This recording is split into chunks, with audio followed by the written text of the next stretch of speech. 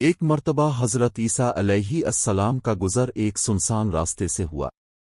وہاں انہوں نے ایک عجیب منظر دیکھا۔ ایک آدمی 4 گدھوں کو ہانک رہا تھا اور ان پر مختلف قسم کا سامان لدا ہوا تھا۔ حضرت عیسیٰ علیہ السلام رک گئے اور اس شخص سے پوچھا، اے مرد، تاب کون ہے اور یہ گدھے کہاں لے جا رہا ہے؟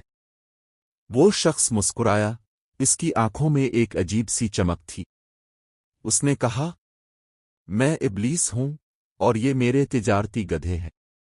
میں انہیں لیے پھر رہا ہوں تاکہ خریدار تلاش کر سکوں۔ حضرت عیسیٰ علیہ السلام نے حیرت سے کہا، کیا سامان لادا ہوا ہے؟ ابلیس نے پہلے گدھے کی طرف اشارہ کرتے ہوئے کہا، اس پر ظلم لادا ہوا ہے۔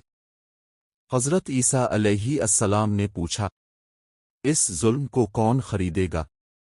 ابلیس نے اطمینان سے جواب دیا، یہ تو بادشاہ خریدیں گے، کیونکہ ان کا مزاج ہی ظلم پر قائم ہوتا ہے۔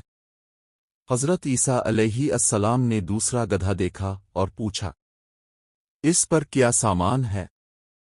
ابلیس بولا، اس پر حسد لادا ہوا ہے۔ فرمایا، اسے کون خریدے گا؟ ابلیس نے کہا، یہ علماء خریدیں گے، کیونکہ وہ ایک دوسرے سے آگے نکلنے کے لیے حسد کرتے ہیں۔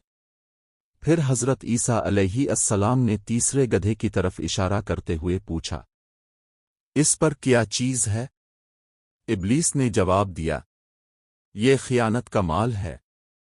حضرت عیسیٰ علیہ السلام نے فرمایا، اس کا خریدار کون ہوگا؟ ابلیس بولا، یہ تاجر خریدیں گے، کیونکہ تجارت میں زیادہ تر خیانت کی جاتی ہے۔ پھر حضرت عیسیٰ علیہ السلام نے چوتھے گدھے کی طرف دیکھا اور سوال کیا، اس پر کیا لادا ہے؟ ابلیس نے آخری گدھے کی پیٹھ پر ہاتھ رکھ کر کہا، یہ مکر و فریب کا سامان ہے۔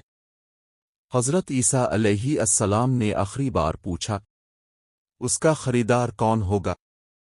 ابلیس مسکرایا اور بولا، یہ عورتیں خریدیں گی، کیونکہ وہ ایک دوسرے کے ساتھ مکر و فریب میں سب سے آگے ہوتی ہے۔